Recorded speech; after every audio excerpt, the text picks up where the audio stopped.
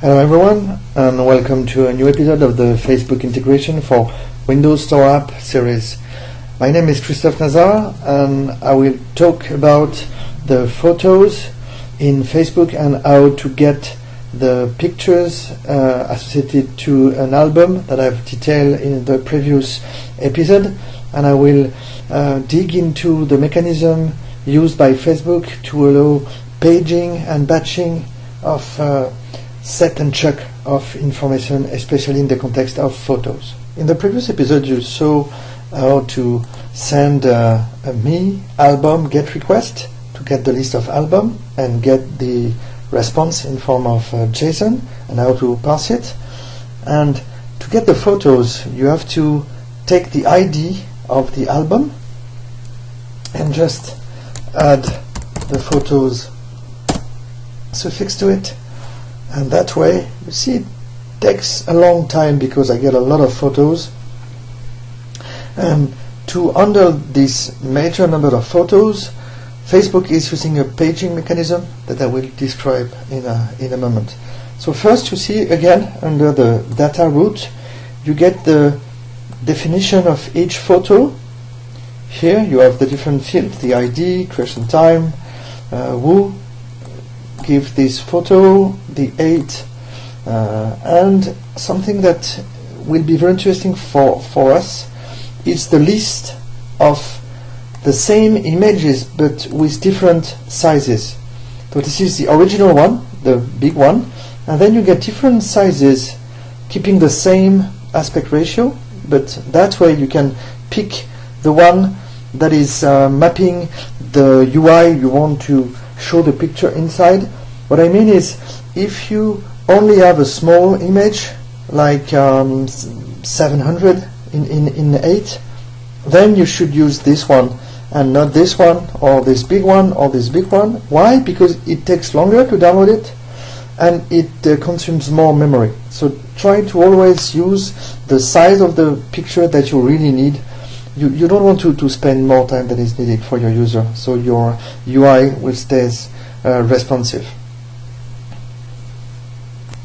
In my case, I will make it simple and I will take the first one, which is the best resolution. It's just an easier way to code it. So again, in my C# application, I have built my photo class that will keep track of the ID, the name, the width, the height, and the link to the image. I will show you how I get it from the source here, and then I will have the bitmap image, which is the real image that I will bind to my UI, and it will be the control that will do the asynchronous load of the bits of the picture.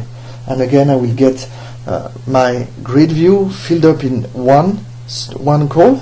This is the one that I will get with all the images, and then I will load one image at a time asynchronously. It provides a better, more fluent user interface to the user. And I have an additional class here, and I will show you why I'm using this. I'm calling it a photo batch, and a photo batch is the list of all the photos that I get with just one call of this API. And if I go down to get the last one, it's very, very long. So what I'm getting here is, under the paging section, a next and cursors which keep track of the previous page and the next page. So that way you know where you are in the pages of photos, and you can figure out if you need to get the next one, if you need to gray the previous button if there is no before, or to gray the next if there is nothing after that. And I'm keeping track of this information inside my photo batch class. So let's take a look at the implementation for this parsing of JSON and the creation of this photo batch. I'm going to the Facebook helper, and again I'm adding a new function called getAlbumPhotosAsync, and what I'm doing is passing a navigation suffix which will map this after, before, key that is returned by Facebook. And the first call, I won't have any navigation suffix, and this is the difference between getting the first page and any page after that. If you take a look, I'm creating a photo batch which will map the answer that I get from this album ID and the navigation suffix, the page that I want.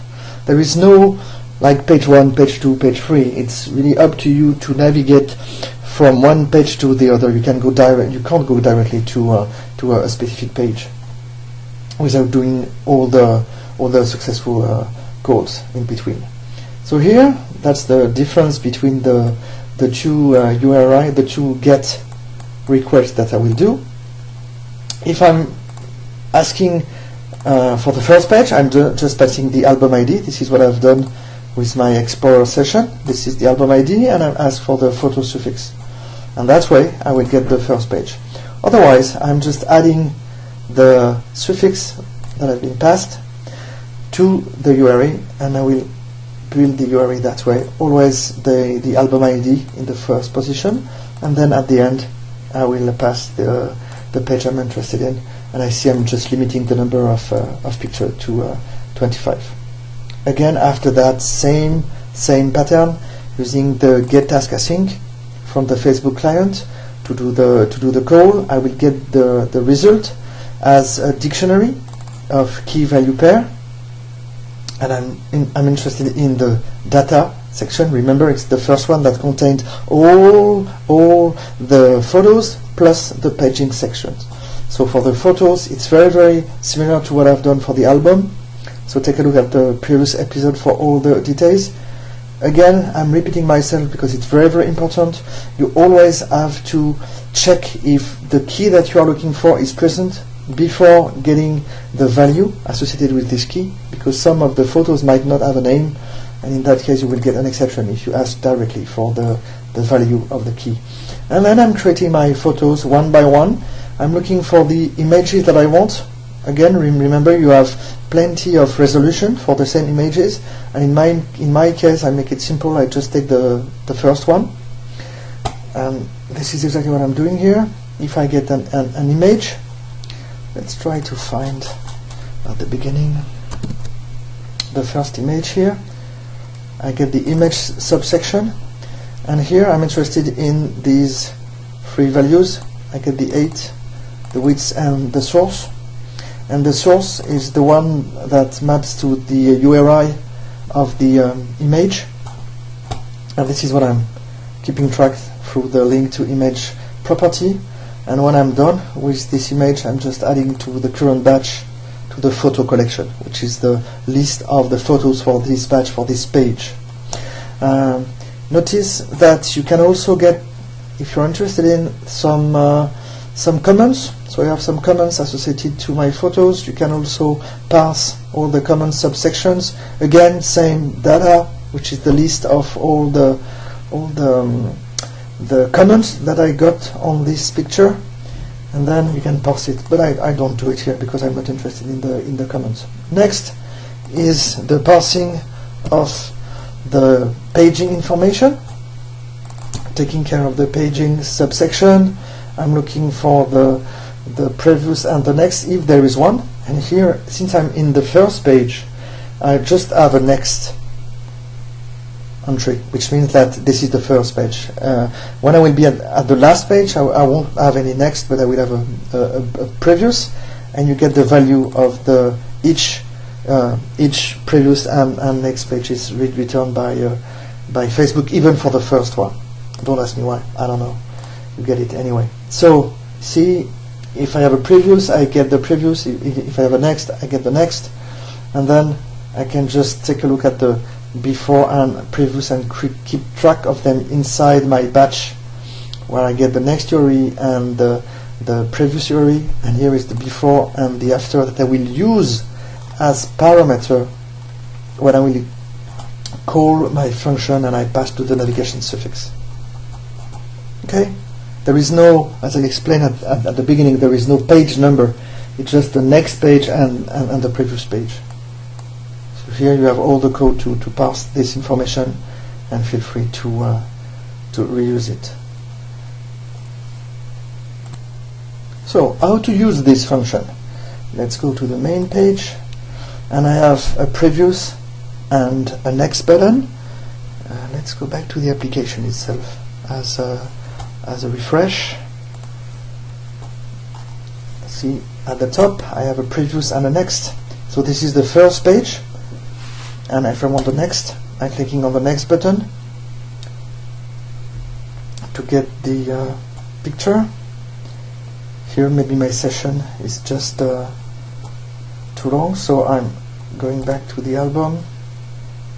I think my session is just done, so I bring the logout, doing the login again,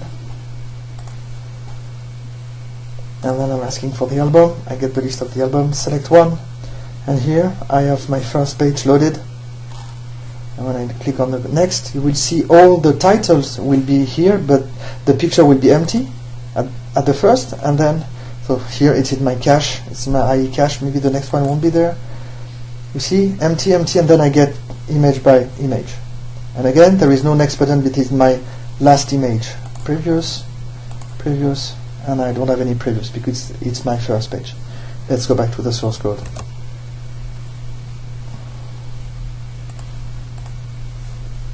So, in my main page, I have a previous button and a next button, and I have a selection change. So let's start with the selection change for you. Here is the current album I've been selected. This is my vertical list on the left, and for a given album I have the ID of the album. So I will ask my get album photosync with the ID of the current album, and there is no suffix. What I mean is I just want the first page. Simple. And then I'm updating the album photo. Update album photo is a small helper, very simple, that does exactly that I've done for the album. It goes through all the photos that I got from the batch, but I just get the URI. I didn't get the bits of the image themselves. So this is why I'm doing this second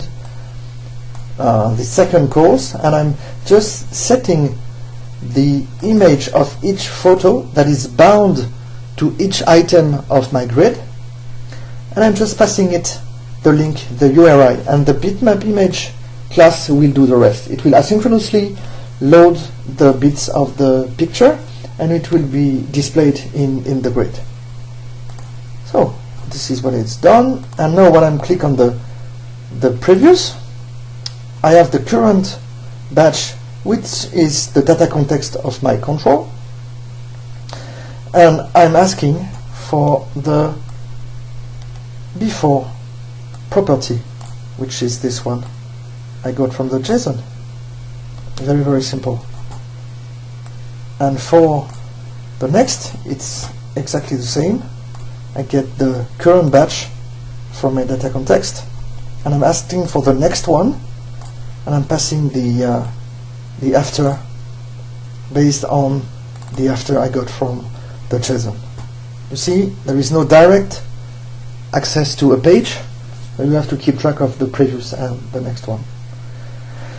Obviously, this mechanism is used a lot throughout the different Facebook APIs, and also for the albums.